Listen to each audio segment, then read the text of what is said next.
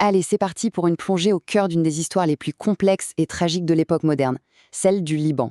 En se basant strictement sur les faits historiques de nos documents sources, on va essayer de comprendre comment une nation florissante a pu basculer dans un chaos total. C'est un récit fascinant, mais franchement, souvent très mal compris. Pour ne pas se perdre dans ces 150 ans d'histoire, on va suivre un plan très clair. D'abord, les racines du sectarisme et l'âge d'or. Ensuite, la présence palestinienne et l'étincelle de la guerre. Puis, le chaos des alliances, l'invasion israélienne, et enfin, l'accord de Taïf qui a marqué la fin du conflit. Première étape de notre parcours, les racines du sectarisme et l'âge d'or. Voyons comment une région célèbre pour son incroyable rayonnement culturel s'est en fait bâtie sur une véritable bombe à retardement. Le Caire écrit, Beyrouth imprime et Bagdad lit. Cette citation est ultra célèbre et elle résume à elle seule l'ancienne gloire du Liban. À l'époque, le pays était littéralement le centre intellectuel, culturel et théâtral du Moyen-Orient. Ce n'est pas pour rien que l'imprimerie y était reine, c'était le fruit d'une puissance économique et intellectuelle absolument colossale. On surnommait alors le pays la Suisse de l'Orient. Et pour cause, c'était un centre financier en plein boom, totalement neutre face aux conflits régionaux. Le secret bancaire y était roi, ce qui attirait des capitaux du monde entier et déclenchait un essor touristique sans précédent. Il suffit d'imaginer des théâtres pleins, des cinémas bondés et une effervescence créative incroyable. Mais attention, l'histoire nous montre que le système politique sectaire du pays n'a pas été inventé par les Libanais eux-mêmes. C'était plutôt une stratégie classique du « diviser pour mieux régner ». D'abord imposée par les Ottomans en 1860, cette division a ensuite été gravée dans le marbre par le mandat français. Le pouvoir a été savamment distribué en fonction de la religion, en se basant sur un grand recensement datant de 1932. Ce qui nous amène au point de bascule, le fameux pacte national de 1943. En gros, c'est un compromis hyper délicat. Les chrétiens abandonnent leur demande de protection française et les musulmans renoncent à l'unification arabe. Ce pacte a permis d'obtenir l'indépendance et la machine économique a très bien tourné pendant un temps, mais il a aussi enclenché le compte à rebours de cette fameuse bombe à retardement. Passons à notre deuxième partie, la présence palestinienne et l'étincelle de la guerre. C'est ici qu'on va comprendre comment des pressions externes ont fini par faire exploser cette poudrière. Nos sources décrivent un enchaînement implacable. Ça commence avec la crise de 1958 autour de la question de l'unification arabe qui a profondément déchiré le pays. Ensuite, on fait un bond jusqu'à l'accord du Caire en 1969. Cet accord a autorisé l'Organisation de libération de la Palestine à installer des bases militaires au Liban. Petit à petit, l'autorité de l'État s'est effritée. Les factions armées ont commencé à agir de manière totalement indépendante, créant un véritable État dans l'État. Et les chiffres donnent carrément le vertige.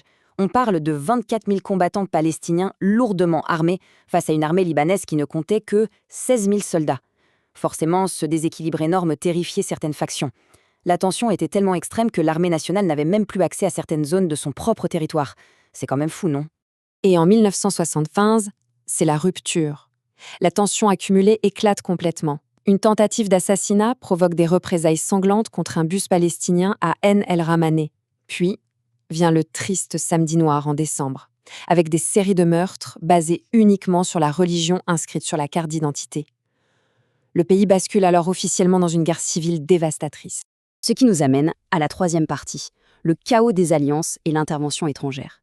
Et le mot chaos est vraiment faible pour décrire la toile d'alliance qui s'est tissée pendant cette période.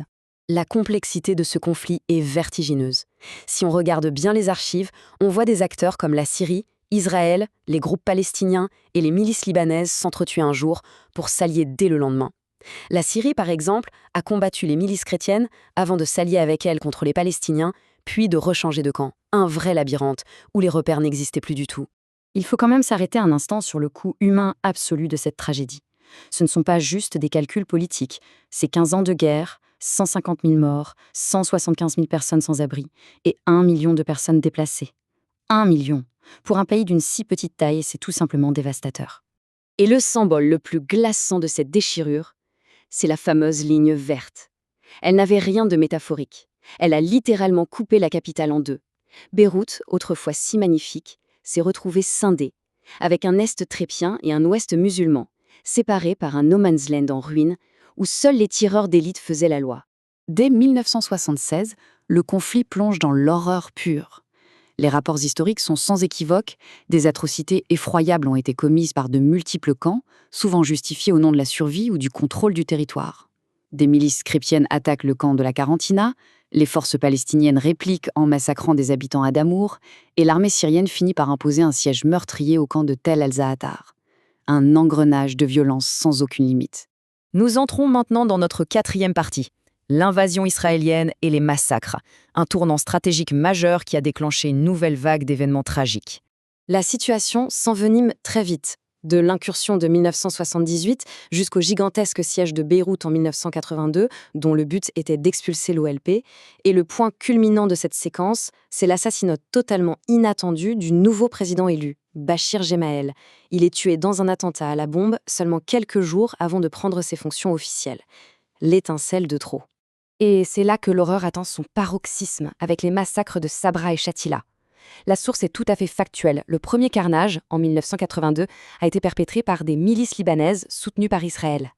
Mais, lors de la tristement célèbre guerre des camps, un second massacre a eu lieu au même endroit, cette fois commis par les forces syriennes et la milice Amal. La brutalité n'épargnait personne, peu importe le camp. Forcément, ce vide de pouvoir a attiré de nouveaux acteurs sur l'échiquier. L'Iran entre en scène en soutenant la création du Hezbollah. L'Irak s'implique pour contrer l'influence iranienne. Et au milieu de tout ça, les forces internationales américaines et françaises subissent de plein fouet des attentats suicides meurtriers, les forçant à se retirer. Le Liban était littéralement devenu le terrain de jeu géopolitique de tout le Moyen-Orient. Ce qui nous amène à notre cinquième et dernière partie, l'accord de Taïf et la fin de la guerre, un traité très controversé qui a réussi à arrêter les combats, mais en laissant des cicatrices extrêmement profondes. Le paradoxe de cet accord signé en 1989 est saisissant. D'un côté, oui, il met fin à l'effusion de sang. Mais de l'autre, selon l'analyse des documents, il n'a fait que cimenter au pouvoir les chefs de guerre qui avaient eux-mêmes détruit le pays. L'accord prévoyait le désarmement de toutes les milices, à une exception près, le Hezbollah. Et le système politique basé sur les religions a été verrouillé pour de bon, avec une répartition stricte du Parlement à 50-50. À la lecture de ces archives, on ne peut s'empêcher de se poser des questions assez brûlantes. La première, c'est ce mystère qui persiste encore aujourd'hui.